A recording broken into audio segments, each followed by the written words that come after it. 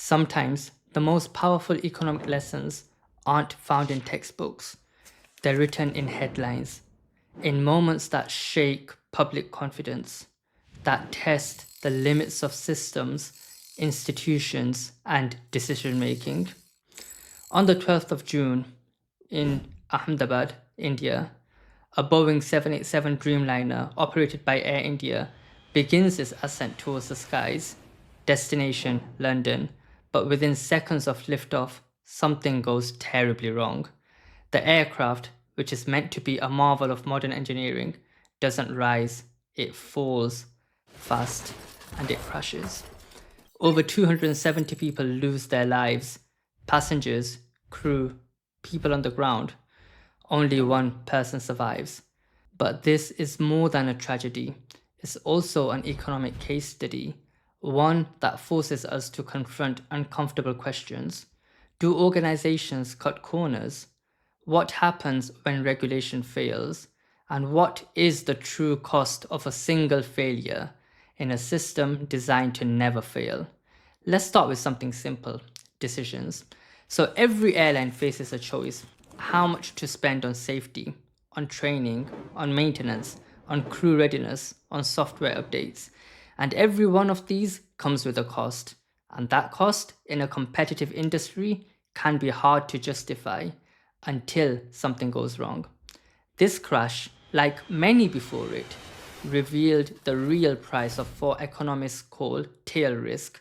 So these are rare events with catastrophic impact. The aircraft itself, hundreds of millions of dollars. The lives lost, irreplaceable. The reputational damage, decades in the making, destroyed in minutes. Insurance, lawsuits, crisis response, international investigations, it all adds up. And still, none of it brings the passengers back. But why do these decisions get made in the first place? Because most passengers can't see inside a cockpit. They can't evaluate aircraft maintenance logs.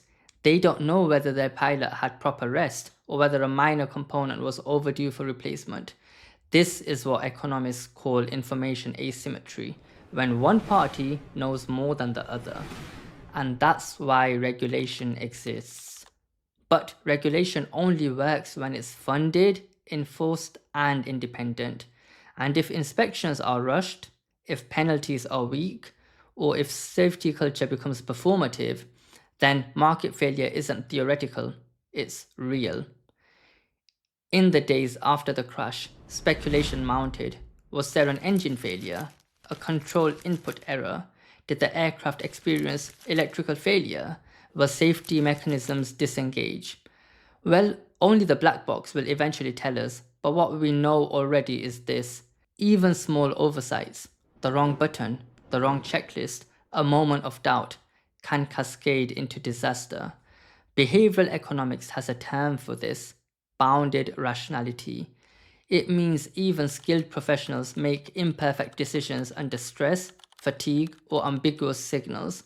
So the question isn't who messed up, it's what system allowed a single decision to carry this much risk. Look, after a crash, there's always a financial cost, but the bigger damage is often intangible: trust, perception, reputation. These are not emotional terms only, they're also economic variables. Air India's international standing, its global alliances, even India's aviation brand have taken a hit. Tourism numbers may dip, future ticket sales might slow, insurers may raise premiums, other carriers may distance themselves even if they did nothing wrong. This is the economics of brand equity, and it's hard to rebuild. When we analyze cases like this, a difficult but necessary truth emerges. The cost of prevention is almost always lower than the cost of reaction. Better audits? Perhaps $5 to $10 million a year. Upgraded software? A fraction of annual revenue. More transparent reporting? Cheap, but potentially difficult. But without these, you get moments like this. Moments that change headlines, boardroom conversations, and people's lives forever.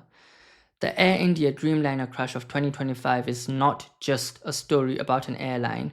It's a mirror held up to every industry, every regulator, every executive board. Because economics isn't just about GDP, charts, and theories. It's about decisions, how they're made, why they're made, and who pays when they go wrong. And in this case, the price was too high.